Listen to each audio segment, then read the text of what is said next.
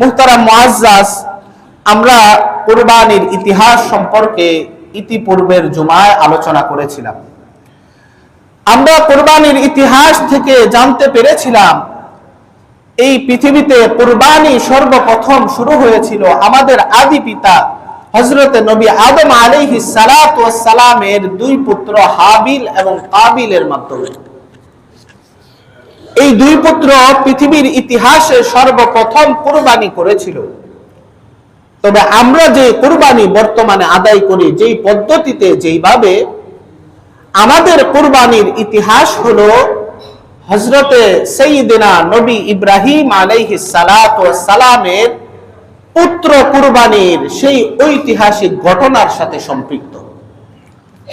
আল্লাহ তাআলা হযরতে নবী ইব্রাহিম আলাইহিস সালাতু ওয়াস সালাম এবং তার শিশুপুত্র ইসমাঈল আলাইহিস সালাতু ওয়াস সালামের দ্বারা এমন একটা পরীক্ষা সংগঠিত করেছিলেন, যেই পরীক্ষাটা পৃথিবীর ইতিহাসে এক নজরবিহীন অবিস্মরণীয় শিক্ষণীয় ঘটনা, যেখান থেকে সেই ঘটনাকে চিরস্মরণীয় করে রাখার লক্ষ্যে আল্লাহ তাআলা পরবর্তীতে উম্মতে মুহাম্মাদী তাদের জন্য এই কুরবানিকে ওয়াজিব সাব্যস্ত করে দিয়েছেন। আল্লাহ তাআলা নবী মুহাম্মদুর রাসূলুল্লাহ সাল্লাল্লাহু আলাইহি ওয়াসাল্লামকে আল্লাহ তাআলা বলেন, ইন্না আতাইনাকাল কাউসার ফাসাল্লি লিরাব্বিকা ওয়ানহার। ও নবী, আমি আপনাকে হাউজে কাউসার দান করলাম, অতএব আপনি আমার জন্য, অর্থাৎ আপনার প্রতিপালকের জন্য আপনি নামাজ পড়ুন এবং আপনার প্রতিপালকের সন্তুষ্টির জন্য আপনি কুরবানি করুন। ফাসাল্লি লিরাব্বিকা ওয়ানহার, আপনি আপনার প্রতিপালকের জন্য নামাজ আদায় করুন এবং আপনার প্রতিপালককে সন্তুষ্ট করার জন্য কুরবানি আদায় করুন। আল্লাহ তাআলা নবী মুহাম্মদুর রাসূলুল্লাহ সাল্লাল্লাহু আলাইহি সাল্লামকে এই নির্দেশ সরাসরি দিয়েছেন। এখান থেকেই আমাদের জন্য প্রতিটা সামর্থ্যবান ব্যক্তির উপরে কুরবানিকে ওয়াজিব করে দেওয়া হয়েছে। কুরবানির কি ফজিলত, কুরবানির কি গুরুত্ব, এটা বলে আপনাদেরকে শেষ করতে পারবো না। এটার গুরুত্বের কথা এত হাদিস, এত জায়গায় মুফাসসিরিনে কেরাম বলেছেন, এগুলো বলে অনেক লম্বা সময়ের ব্যাপার। আমি শুধু আল্লাহ তাআলা হযরতে নবী ইব্রাহিম আলাইহিস সালাতু ওয়াস সালাম এবং তার শিশুপুত্র ইসমাঈল আলাইহিস সালাতু ওয়াস সালামকে যে কুরবানি করেছিল, এই ঘটনাটা আল্লাহ তাআলা পবিত্র কালামুল্লাহ শরীফের সূরাতুস সাফফাত, একটা সূরা আছে, সূরাতুল ইয়াসিনের পরবর্তী সূরাটা সূরাতুস সাফফাত, এই সূরার 100তম আয়াত থেকে 107তম আয়াতের মধ্যে আল্লাহ তাআলা সুন্দরভাবে উপস্থাপন করেছেন ধারাবাহিকভাবে। আমার দৃঢ় বিশ্বাস এবং মুফাসসিরিনে কেরাম এই কথাটা বলেছেন যে শুধুমাত্র এই ইব্রাহিম আলাইহিস সালাতু ওয়াস সালাম এবং তার শিশুপুত্র কুরবানির এই ইতিহাসটা যদি কেউ মনোযোগ সহকারে শুনে এবং বুঝে, তার জন্য কুরবানির ফজিলত এবং গুরুত্ব বোঝার ক্ষেত্রে যথেষ্ট হয়ে যাবে। মুহতারাম মুআজ্জাজ মুসল্লিয়ানে কেরাম, সেই ঘটনাটি ছিল এরকম। আল্লাহ তাআলা সাইয়্যিদিনা ইব্রাহিম আলাইহিস সালাতু ওয়াস সালামকে এই দুনিয়াতে যত নবী রাসূল পাঠিয়েছিলেন, তাদের মধ্যে ইব্রাহিম আলাইহিস সালাতু ওয়াস সালামকে অনেক বেশি পরীক্ষার মধ্যে ফেলেছিলেন। নবী ইব্রাহিম আলাইহিস সালাতু ওয়াস সালামকে অনেক বেশি আল্লাহ পরীক্ষা নিয়েছে। আর নবী ইব্রাহিম আলাইহিস সালাতু ওয়াস সালামও আল্লাহর যতগুলো পরীক্ষা এসেছে, প্রতিটা পরীক্ষায় 100 মার্ক পেয়ে, বরং 100 না 100+ মার্ক পেয়ে আল্লাহর কাছে উত্তীর্ণ হয়েছে। নবী ইব্রাহিম আলাইহিস সালাতু ওয়াস সালামকে যতবার পরীক্ষা নেওয়া হয়েছে, প্রতিবার উত্তীর্ণ হওয়ার কারণে আল্লাহ তাআলা সর্বশেষ নবী ইব্রাহিমকে উপাধি দিয়েছেন খলিলুল্লাহ। সুবহানাল্লাহ, আল্লাহ তাআলার বন্ধু বলে উপাধি দিয়েছেন। মুফাসসিরিনে কেরাম লেখেন, এই দুনিয়াতেও যত মানুষের উপরে আল্লাহ পরীক্ষা দান করেন, এই প্রতিটা পরীক্ষায় আল্লাহর পক্ষ থেকে আসে সেই ব্যক্তিটাকে আল্লাহর কাছে টেনে নেওয়ার জন্য। যত পরীক্ষা আসবে মনে করবেন আল্লাহ চাচ্ছে আমাকে আল্লাহর প্রিয় বানিয়ে নিতে। যার উপরে বালা মুসিবত নাই, যার উপরে আল্লাহর পক্ষ থেকে কোনো পরীক্ষা নাই, সেই ব্যক্তিটা আল্লাহর কাছে অনেক বেশি প্রিয় হওয়ার সুযোগ কম। মুহতারাম মুআজ্জাজ, যেই কথা বলতেছিলাম, আল্লাহ তাআলা হযরতে নবী ইব্রাহিম আলাইহিস সালাতু ওয়াস সালামকে ৮৬ বছর বয়স পর্যন্ত কোনো সন্তানাদি দান করে নাই, একেবারে নিঃসন্তান জীবন যাপন করিয়েছেন। যখন ৮৬ বছর বয়স, ইব্রাহিম আলাইহিস সালাতু ওয়াস সালাম এবার বার্ধক্যের কোলে ঢলে পড়েছেন। নবী ইব্রাহিম আলাইহিস সালাতু ওয়াস সালাম একদিন বড় আবেগ নিয়ে আল্লাহ তাআলার কাছে দোয়া করতেছে, রব্বি হাবলি মিনাস সালিহিন, রব্বি হাবলি মিনাস সালিহিন।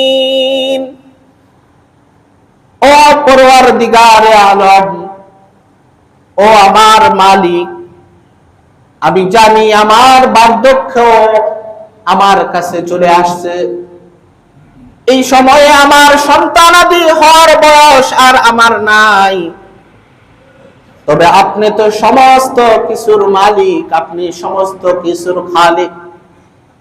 আল্লাহ, আমি আপনার কাছে আশা নিয়ে দোয়া করছি, আয় আল্লাহ, আপনি আমাকে একজন নেককার দিনদার সন্তান দান করুন। রব্বি হাবলি মিনাস সালিহিন। ইব্রাহিম আলাইহিস সালাতু ওয়াস সালাম যখন দোয়া করলেন, আল্লাহ আমাকে একজন নেককার পরহেজগার সন্তান দান করুন, আল্লাহ তাআলা নবী ইব্রাহিমের ৮৬ বছরের সময় এই দোয়াটা কবুল করে নিলেন। আল্লাহ তাআলা দোয়াটা কবুল করে নিয়ে এবার নবী ইব্রাহিমকে সুসংবাদ দিয়ে বলতেছেন, ফাবাশশারনাহু বিগুলামিন হালিম। ও ইব্রাহিম, আমার বন্ধু, আমি আল্লাহ আপনাকে সুসংবাদ দিচ্ছি, আমি আপনাকে একজন সহনশীল ধৈর্যশীল সন্তান দান করব। সুবহানাল্লাহ। বিগুলামিন হালিম, আমি আপনাকে সুসংবাদ দিচ্ছি, আমি আপনাকে একজন ধৈর্যশীল সহনশীল সন্তান দান করব। মুফাসসিরিনে কেরাম লিখেছেন যে আল্লাহ এখানে সহনশীল বলার অর্থ কি?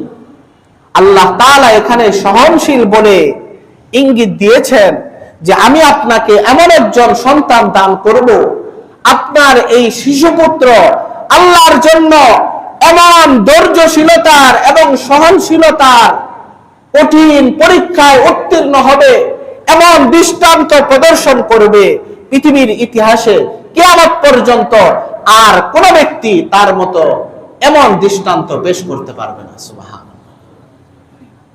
তাই হয়েছে। নবী ইব্রাহিম আলাইহিস সালাতু ওয়াস সালামের স্ত্রী ছিল সারা। নবী ইব্রাহিম আলাইহিস সালাতু ওয়াস সালামের স্ত্রী সারার ঘরে এখনো পর্যন্ত কোনো সন্তান হয় নাই। নবী ইব্রাহিম আলাইহিস সালাতু ওয়াস সালামকে ফেরাউনের পক্ষ থেকে ওনার মেয়ে অথবা দাসী হাজেরা নামের একজন কন্যাকে ইব্রাহিম আলাইহিস সালাতু ওয়াস সালামের স্ত্রী সারার জন্য তারা দিয়েছিল হাদিয়া স্বরূপ। এবার ইব্রাহিম আলাইহিস সালাতু ওয়াস সালামের স্ত্রী সারা এই হাজেরাকে ইব্রাহিম আলাইহিস সালাতু ওয়াস সালামের খেদমতের জন্য দান করে দিলেন, খেদমতের জন্য দিয়ে দিলেন। ইব্রাহিম আলাইহিস সালাতু ওয়াস সালাম যখন এই সারার সাথে গভীর প্রণয়ের মধ্যে লিপ্ত হইলেন, আল্লাহ তাআলা এই দুইজনের গর্ভ থেকে একজন সন্তান দান করলেন। সেই সন্তানের নাম হলো হযরত ইসমাঈল আলাইহিস সালাতু ওয়াস সালাম। একজন সন্তান আল্লাহ তাআলা এই দুইজনের গর্ভ থেকে দান করলেন। ওই যে সুসংবাদ প্রাপ্ত সন্তান, সেই সন্তানকে ইব্রাহিম আলাইহিস সালাম এবং তার দাসী, যাকে তিনি তার গভীর প্রণয়ে আবদ্ধ নিয়ে আসছেন, তার গর্ভ থেকে ইসমাঈল আলাইহিস সালাতু ওয়াস সালামকে জন্ম দিলেন। দীর্ঘ কষ্ট সাধ্য করার পরে যখন এই দীর্ঘকাল অতিবাহিত হওয়ার পরে যে সন্তান আল্লাহ দান করলেন, আপনারা যারা মুরব্বী বাবারা আছেন, আপনারা এই বিষয়টা অতি ভালোভাবে বুঝতে পারবেন, আপনাদের অন্তরে বোঝাটা বেশি গভীর হবে। আমরা যারা এখনো সন্তানের বাবা মা হইনি, আমাদের এখনো বোঝার এটা কঠিন, কিন্তু যারা মুরব্বী আছেন তাদের জন্য বোঝাটা বড় সহজ। যে একটা মানুষ যখন বৃদ্ধকালে পৌঁছায়, তার নিজের সন্তানের প্রতি, তার নাতি নাতকরের প্রতি তার মহব্বতটা কেমন জন্ম নেয়। অত্যন্ত মহব্বত, গভীর ভালোবাসা অন্তরে জন্ম নেয়। এই ভালোবাসা মহব্বতের সন্তানটা যখন এমন বয়সে উপনীত হয়েছে যে এখন নিজের কাজ নিজেই করতে পারে, বরং পিতার কিছু কিছু কাজে সন্তানটা সহযোগিতা করতে পারে, এমন বয়সে হয়েছে। কোন কোন মুফাসসিরিন লিখেছেন যে উনি সাবালক হয়েছেন। এমত অবস্থায় পৌঁছার পরে এবার আল্লাহর পক্ষ থেকে আরেক পরীক্ষা। আল্লাহ তাআলা নবী ইব্রাহিম আলাইহিস সালাতু ওয়াস সালামকে স্বপ্নে দেখাইলেন। ইব্রাহিম আলাইহিস সালাতু ওয়াস সালাম এবার স্বপ্ন দেখলেন, তার এই গভীর ভালোবাসা মহব্বতের সন্তান, অন্তরের টুকরা, কলিজার টুকরা এই সন্তানকে তিনি জবাই করে দিচ্ছেন। নবী ইব্রাহিম আলাইহিস সালাতু ওয়াস সালাম যখন এই স্বপ্ন দেখলেন, আল্লাহ তাআলা এই ঘটনা কুরআনুল কারীমে ভাবে বর্ণনা করেন। ফালাম্মা বালাগা মাহুস সায়া ক্বালা ইয়া বুনাইয়া ইন্নী আরা ফিল মানামি আন্নী আযবাহুকা ফানজুর মাযা তারা ক্বালা ইয়া আবাতি ইফআল মা তু'মার সাতাজিদুনি ইনশাআল্লাহু মিনাস সাবিরিন। নবী ইব্রাহিম আলাইহিস সালাতু ওয়াস সালাম এবার স্বপ্ন দেখলেন নিজের পুত্রকে জবাই করে দিচ্ছেন। নিজের পুত্র ইসমাঈলকে এবার ডেকে নবী ইব্রাহিম আলাইহিস সালাতু ওয়াস সালাম বললেন, ও আমার আদরের টুকরা, কলিজার টুকরা সন্তান, শোনো, আমি স্বপ্নের মাধ্যমে দেখেছি আমি তোমাকে জবাই করে দিচ্ছি। সন্তান ছোট কচি, এখনো তার বুদ্ধি পরিপূর্ণ হয় নাই। এই সন্তান এবার বাবার প্রশ্নের উত্তরে জবাব দিচ্ছে, ক্বালা ইয়া আবাতি ইফআল মা তু'মার, ও আমার পিতা, আপনাকে যে নির্দেশ দেওয়া হয়েছে আপনি নির্দ্বিধায় আপনার সেই আল্লাহর পক্ষ থেকে নির্দেশ পালন করে দিন। সাতাজিদুনি ইনশাআল্লাহু মিনাস সাবিরিন। ও আমার পিতা, আমি আপনাকে আশ্বস্ত করছি, নিশ্চয় আপনি আমাকে ধৈর্যশীলদের অন্তর্ভুক্ত পেয়ে যাবেন। আপনি আমার পক্ষ থেকে আল্লাহ তাআলার অবাধ্যতা এবং অধৈর্যতার কোনো প্রমাণ পাবেন না।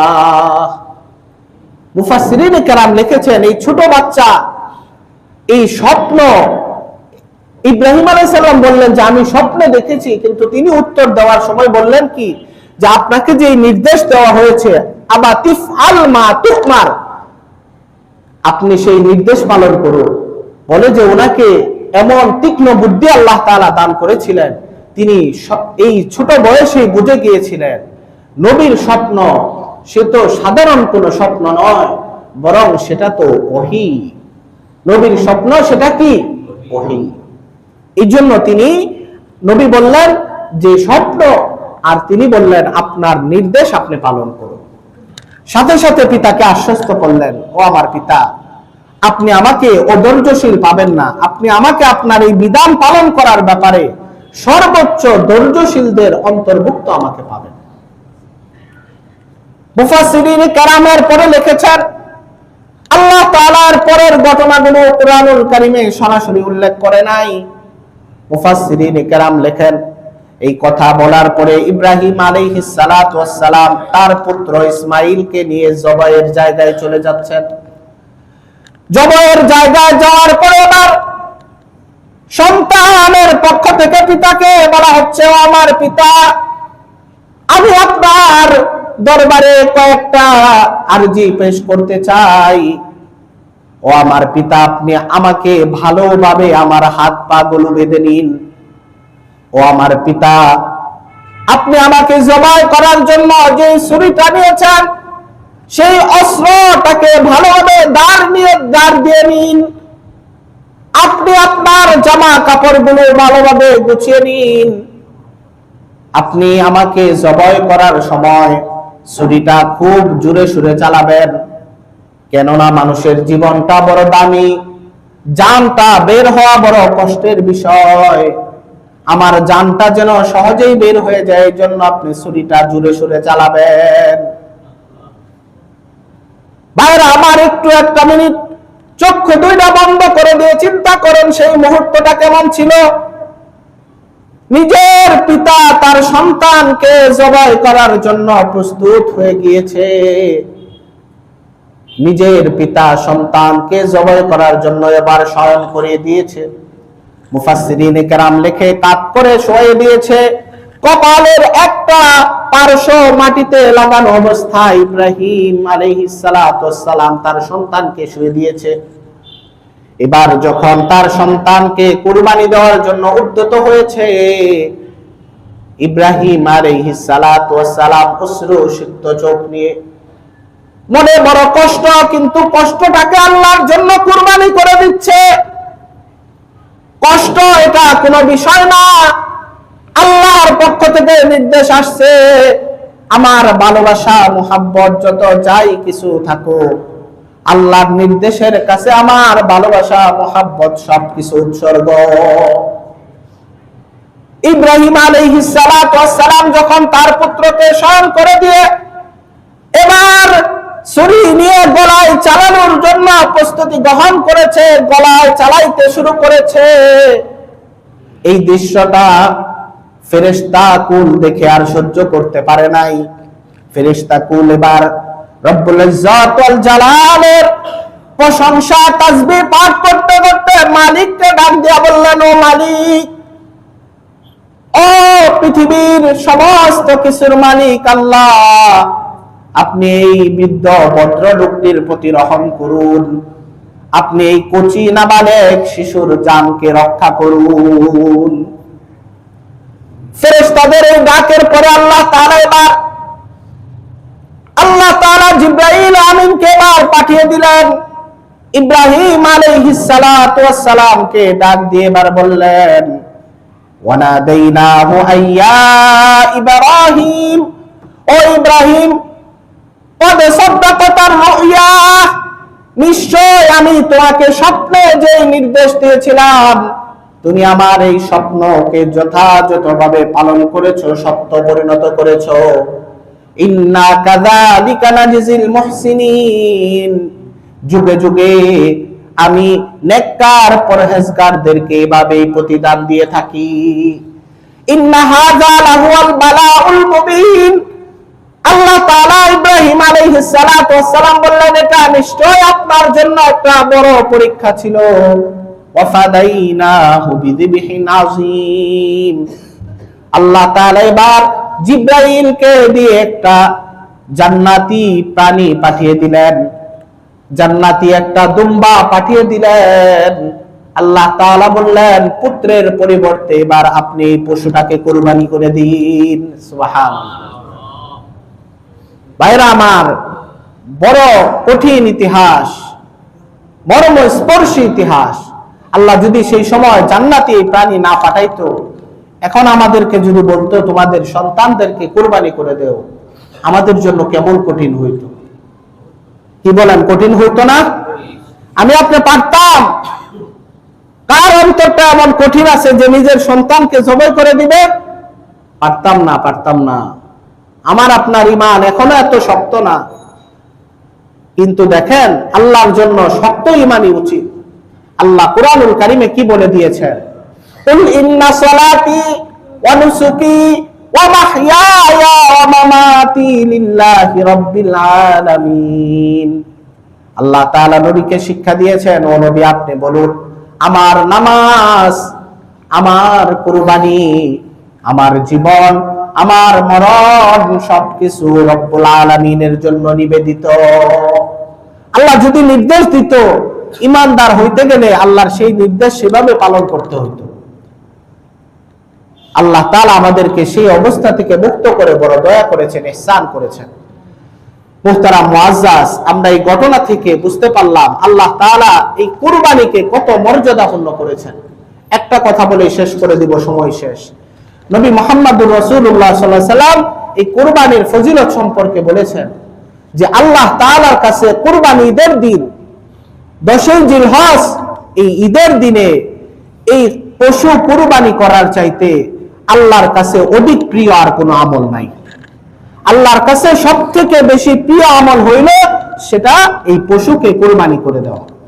আল্লাহ আমাদের জান মালের উৎসর্গ হিসাবে আমাদের ঈমানের পরীক্ষা, এটাকে আল্লাহ পরীক্ষা নিবেন একটা পশুকে কুরবানি করার মাধ্যমে। আমরা এখান থেকে শিক্ষা গ্রহণ করি, টাকা পয়সা ধন দৌলত এটা কিছুই না, আমি আপনি কেউ নিয়ে যাব না। কুরবানি দেওয়ার ক্ষেত্রে কেউ কৃপণতা করব না। যার যতটুকু সাধ্য আছে সর্বস্ব দিয়ে আমরা আমাদের কুরবানি যথাযথভাবে আদায় করার চেষ্টা করব। আল্লাহ তাআলা আমাদের এই ইব্রাহিম আলাইহিস সালাতু ওয়াস সালামের কুরবানির ইতিহাস থেকে শিক্ষা গ্রহণ করে সেই শিক্ষার আলোকে আমাদের কুরবানিকে ইখলাসের সাথে আল্লাহর সন্তুষ্টির উদ্দেশ্যে, আল্লাহ তাআলার সন্তুষ্টির উদ্দেশ্যে করার তৌফিক দান করুক। সবাই বলুন আল্লাহুম্মা আমিন। ওয়া আখির দাওয়ানা আনিল হামদুলিল্লাহি রাব্বিল আলামিন।